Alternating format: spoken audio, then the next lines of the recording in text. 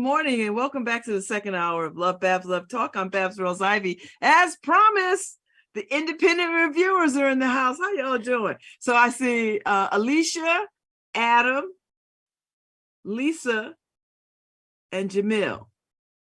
How are y'all? Everybody unmute themselves so we can have a good conversation. And then everybody tell me where y'all at. Where you at?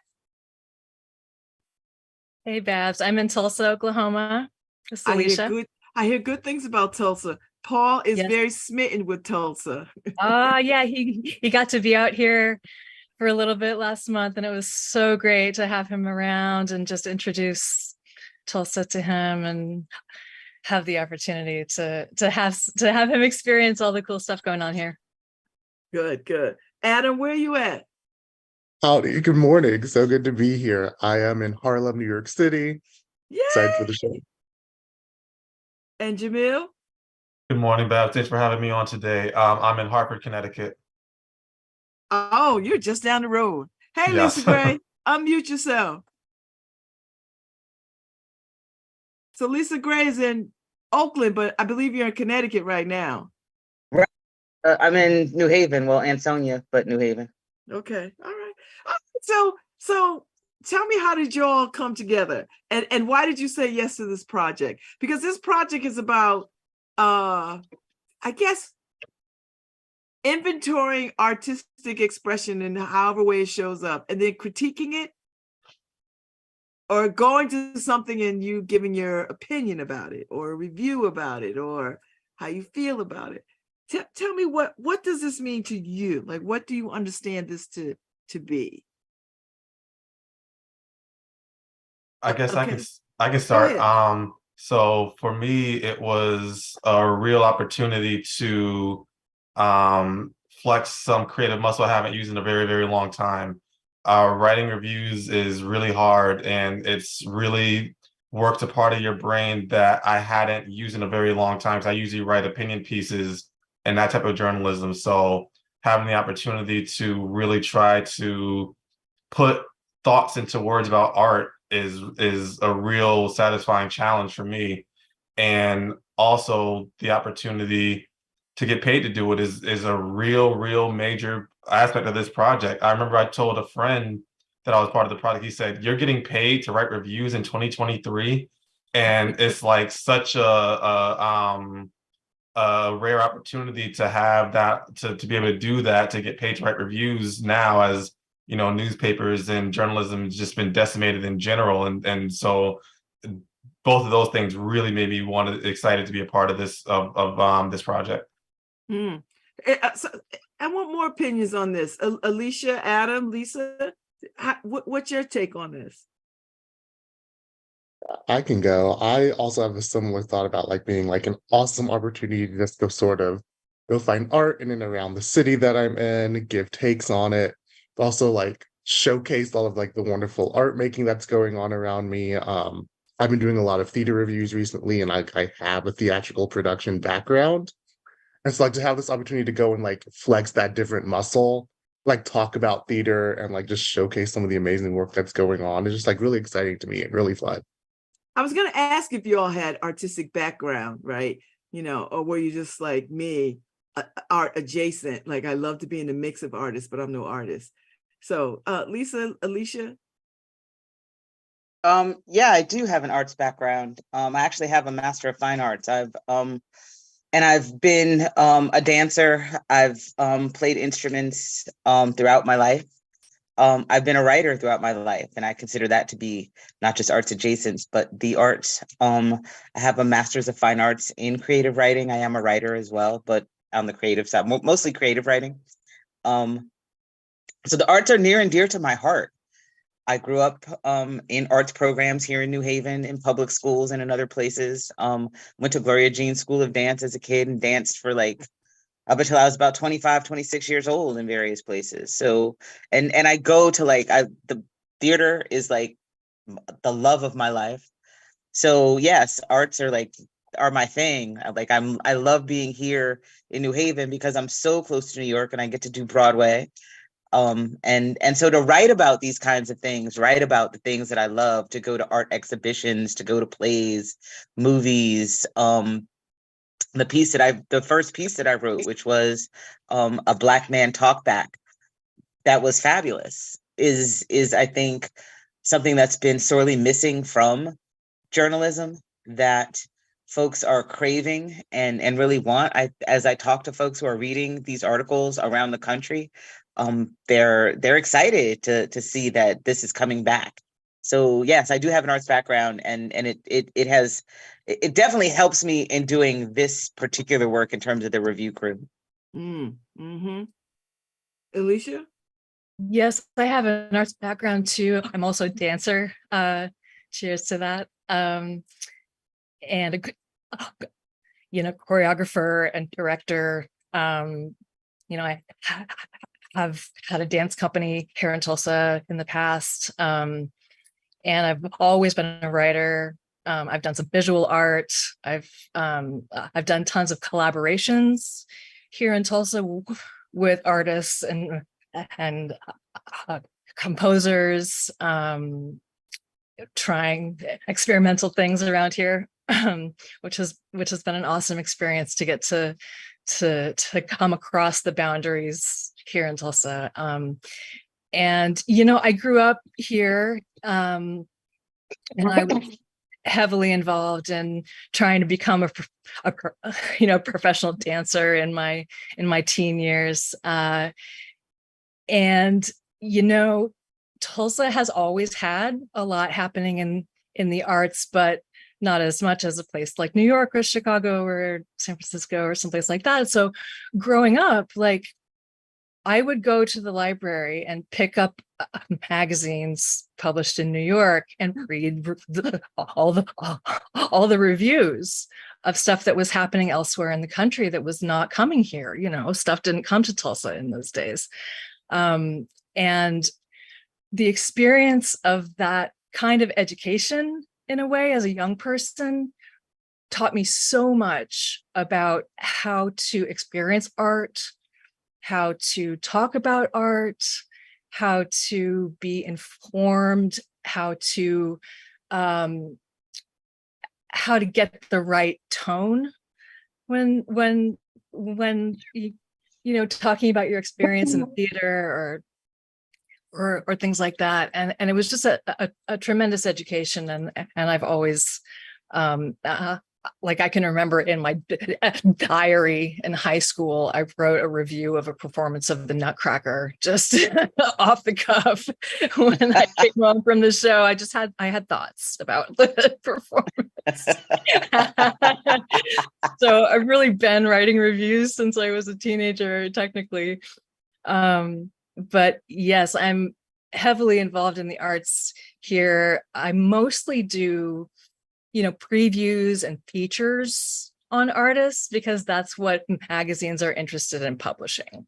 Right. Okay. They're not typically so keen on having reviews in their pages, in part because the piece is already over. The show has closed for the most part. And so there's not an opportunity to get people in there. And I love to write previews and features, but there's something about a review that just is my favorite. So when you all write reviews, just as she said, you run the risk of a show closing before the review gets out. I mean, how do you circumvent that? Do you try to go see something at the very beginning of it? Or like, how does that work? How do you time that so that the review is timely and not an afterthought? I've been trying to go to things that I know are going to have a run of a couple of shows or events or activities before I even go to review it. And I try to go within the first day or two of the event or the activity, so that gives folks who are going to read what I write a chance to actually attend and see it. But I'm also there have been a couple things that I haven't written about, but I've considered writing about, that are one-shot deals that are happening like one time. And I think that's still valuable because it's an opportunity for one, the reader to have some insight into some understanding into an event or an exhibition or something that's going on in their town that they didn't have access to. So this gives them an opportunity to actually be there without being there. And I think like the other that. thing is that as we look at the fact that there's been such a lack of local in-person art and culture reviews, that it's a win for the artist and for the producer as well. Because even though they may not have another show coming up, it's a chance for them to get their name out there. It's a chance for them to be seen, whether it's a good review or a bad review. As they say in journalism or in publicity, there's no such thing as bad publicity.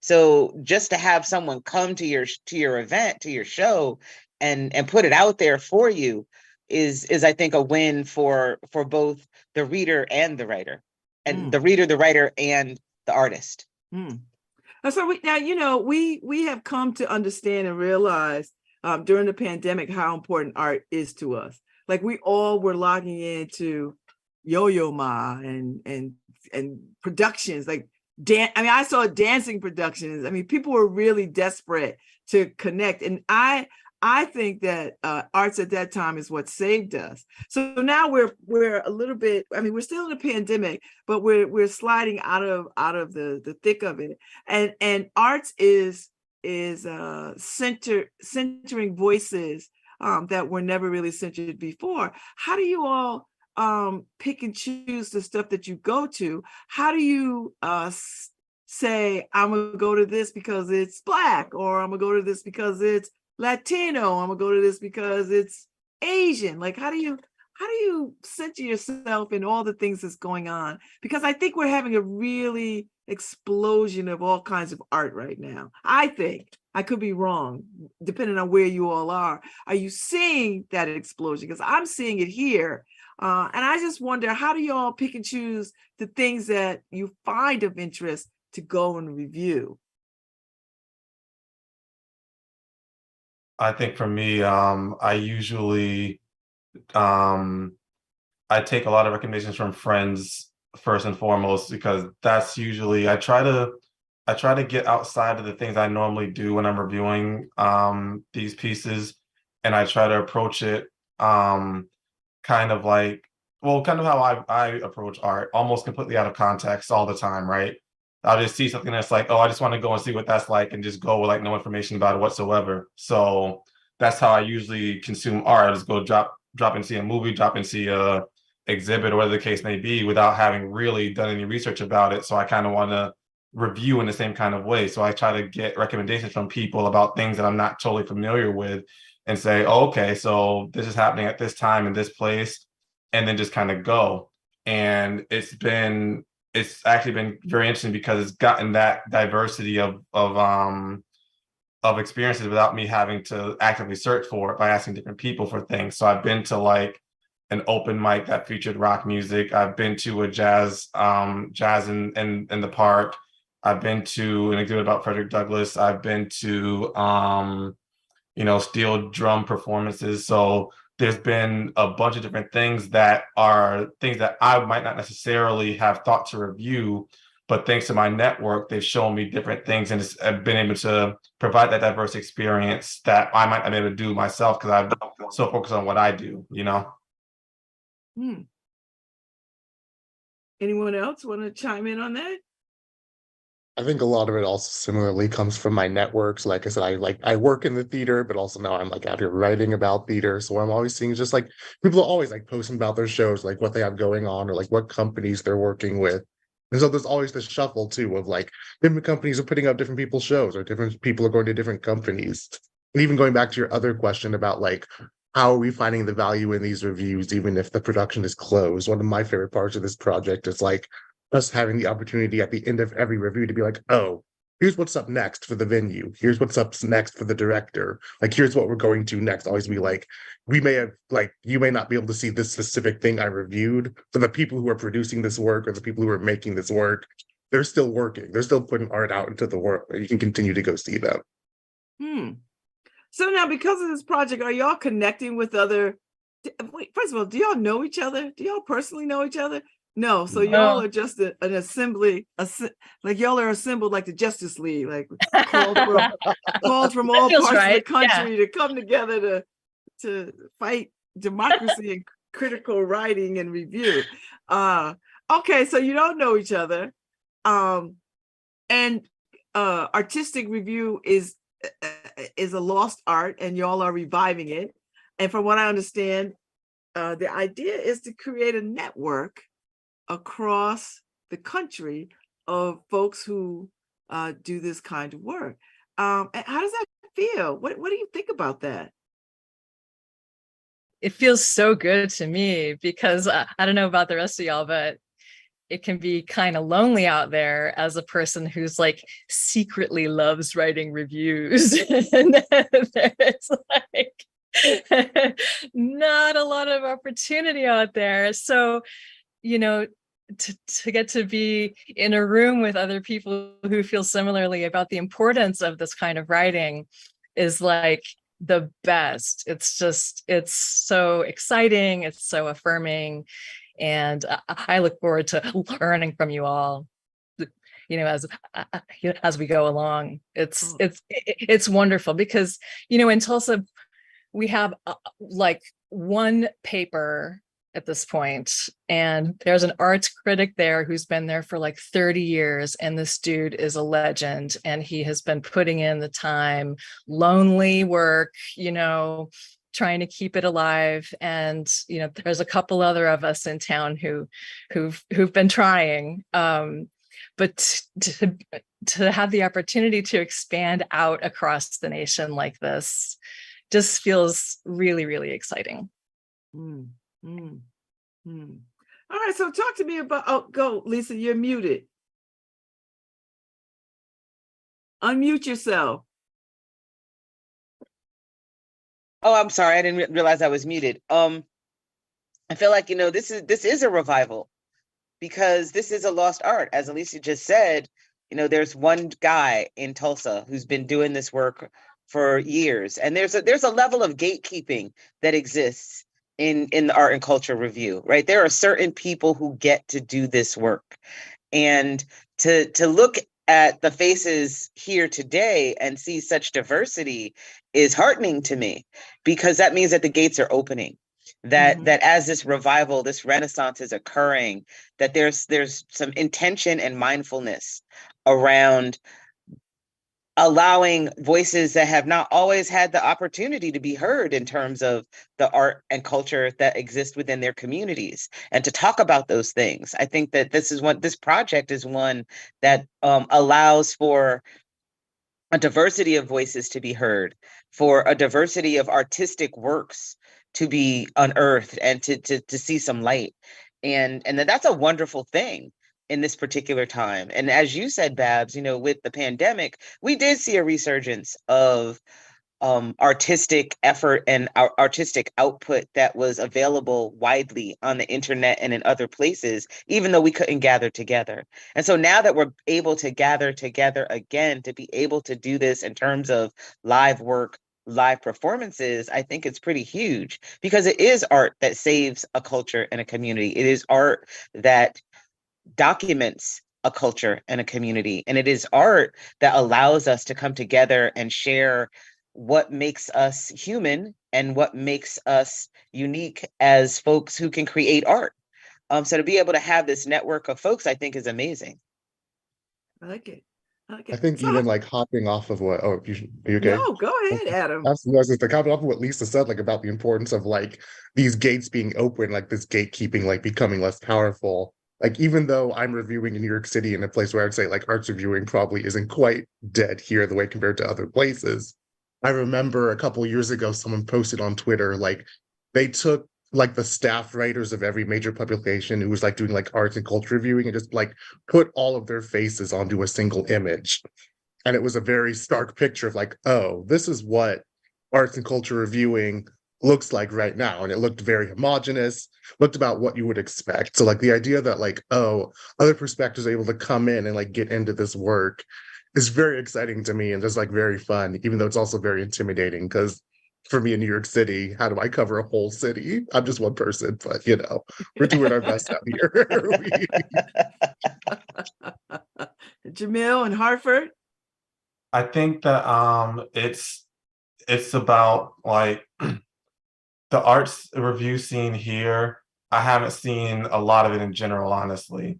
But that's from the official places. In the unofficial places, in the blogs and Twitter and places like that, Facebook, people review things all the time, and I think that that's kind of what my job is as a writer is to do, is not to do reviews because I'm the source or the authority on them or anything like that, right? I'm doing my best here too, but just kind of like to establish myself as someone you can trust and someone who you believe when I say something about this thing, right?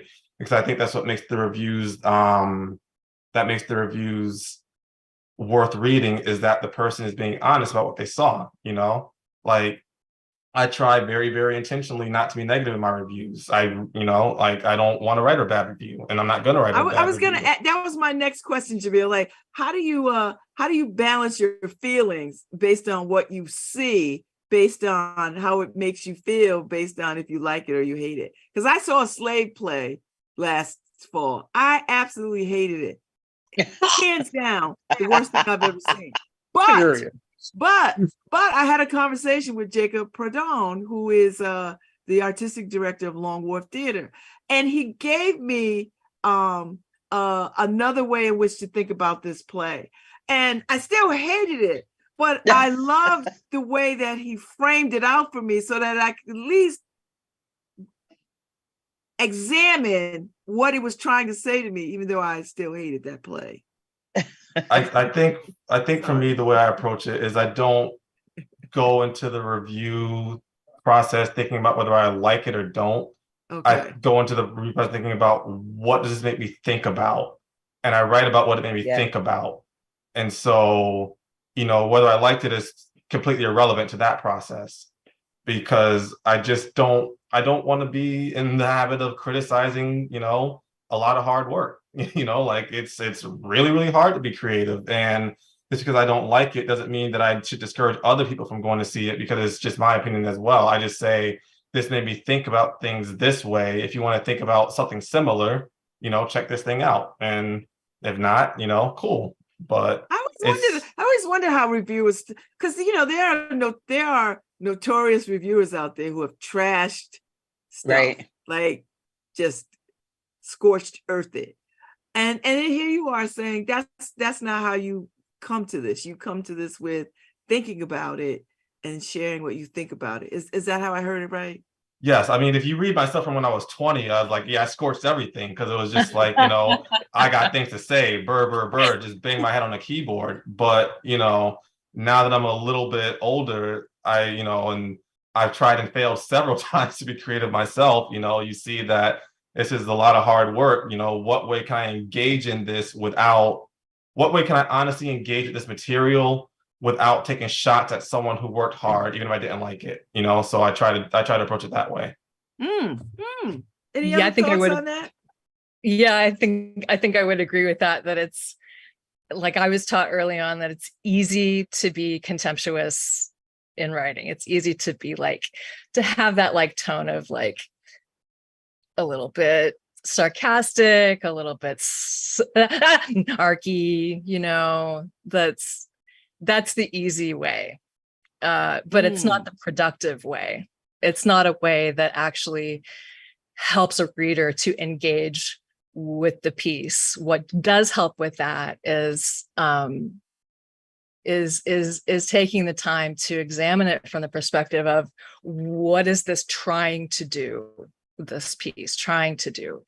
Is it successful in the effort within the context of the budget that they had to work with, and the amount of time they had to prep it, and the background of the artist? And is it successful? And that's a thing that you can examine and pull forward without the tone of like, well, they obviously just didn't get it. they didn't get there. Yeah. And I think it's highly productive to to include those perspectives in a review of like what worked and what didn't work. And all of that takes a really careful approach, especially when covering people in your own community. It takes an approach that comes from a place of like, I'm so glad you're doing this. Let's have a look at it. And let's like take it really seriously, actually. That's an approach that I often take. I think one of my goals is for the reader to create an experience for the reader on the page, so that the reader is transported into the event or the space that I'm experiencing at that time, and then to engage critically with the work. It's really about critical engagement, for me anyway. And for me, what that means is to be able to articulate, how did this make me feel? What did this make me think about? Why might this be important in the larger context of what's going on in the world today? And that, for me, that doesn't necessarily entail, and I think it's about tone and intention, as several others have just said, right?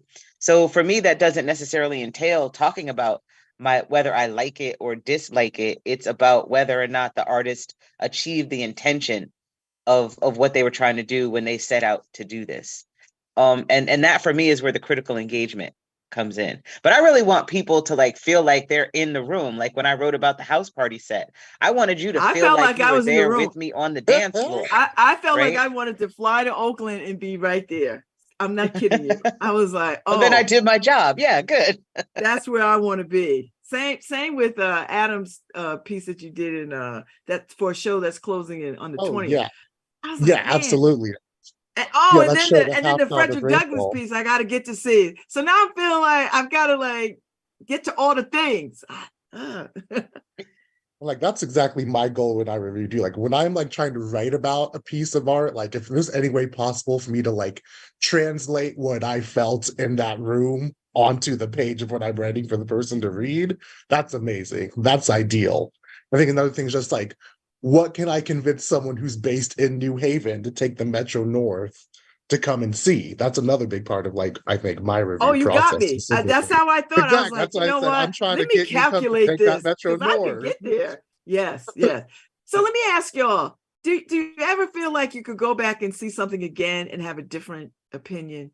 Or do you ever want to go back and see something again? Or maybe somebody else or somewhere, you get to see it somewhere else, the production, and you're like, you know what, I'd like to take another stab at that. Like, is there a chance that you get to see something twice, no matter where it is, and review it again? Is that appealing? Is that possible? Is that interesting? It's super appealing for me. Like in the time when I lived in New York, I used to go multiple times to a given show.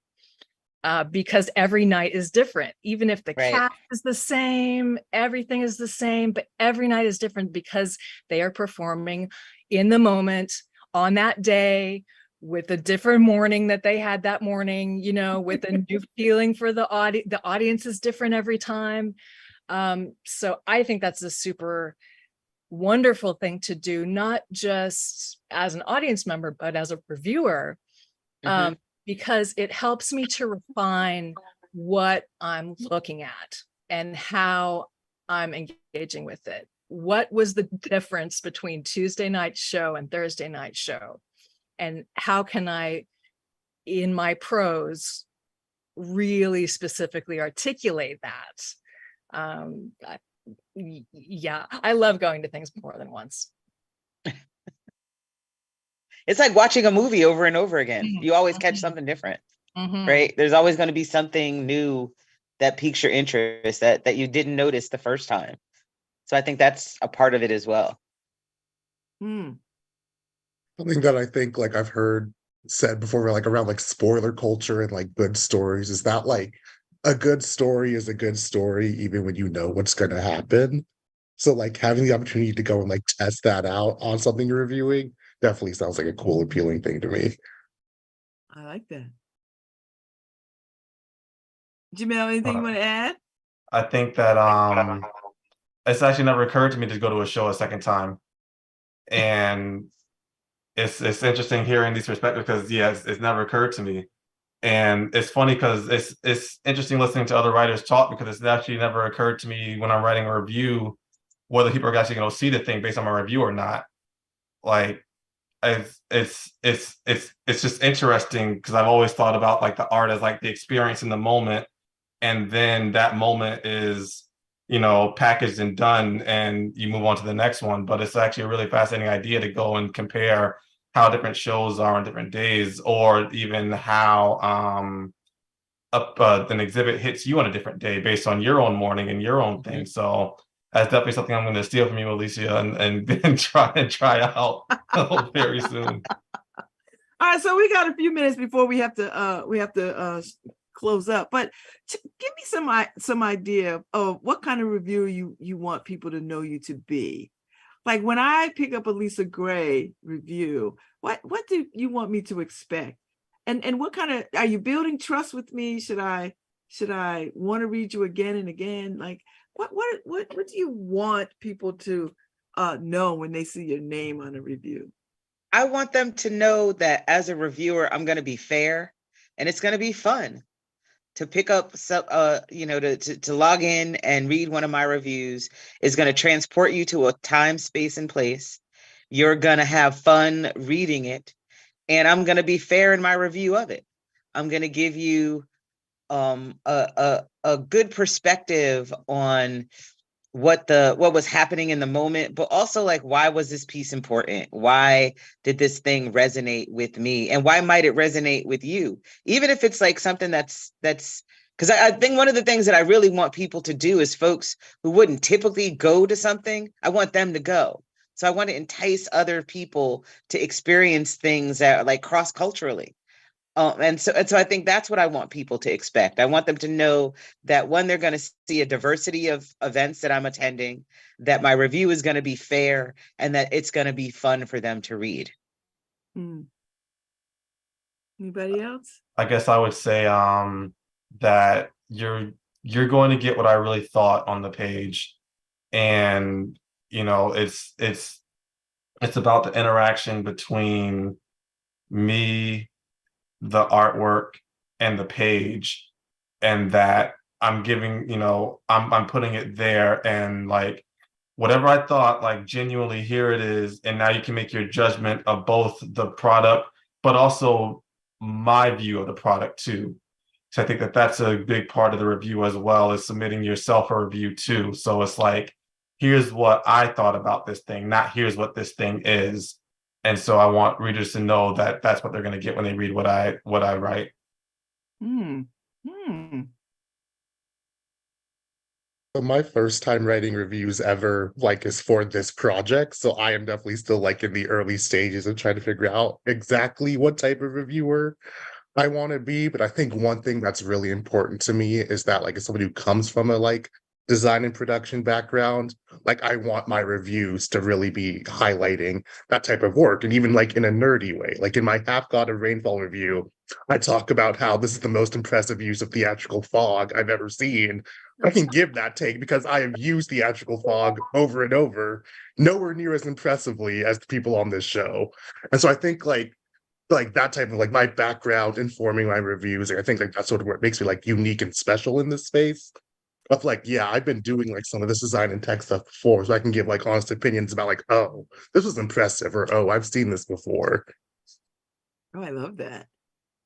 Now I'm gonna be looking at fog now, like every time I Please look at the now fog. I'm gonna be looking at technical stuff. Think Like, it was is that so fog good. really that good? Like, so Alicia? Yeah, I think for me it's important to have readers get the impression that I was genuinely paying attention in the room, that I was profoundly present in the moment, with all the levels were present. Emotionally, I was present. Intellectually, cultural context of the event that's happening is also in the room.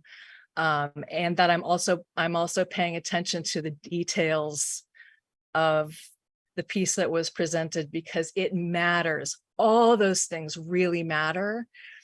And it's important to me as a reviewer to pull those all together for a reader, and invite people to go to an exhibition or to a concert with that kind of mindset, that kind of imagination, and that kind of appreciation for how this event could be changing the conversation in the culture.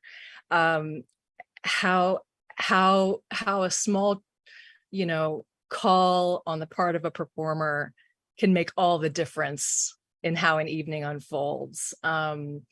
Just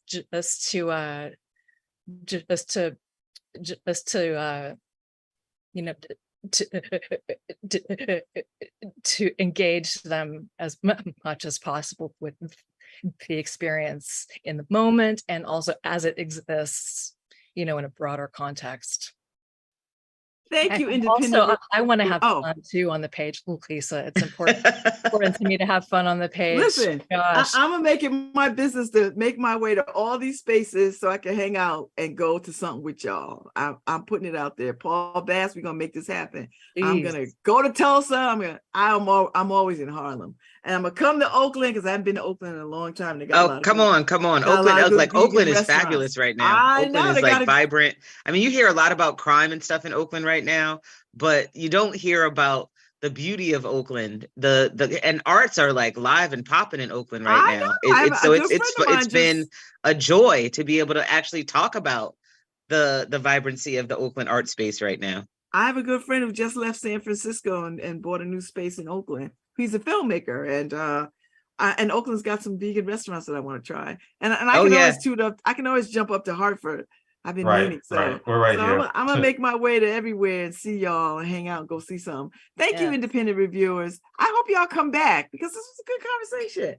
And I'm enjoying reading all the things. Like I'm gonna go see the Frederick Douglass thing. I'm gonna try my best to get to New York to see.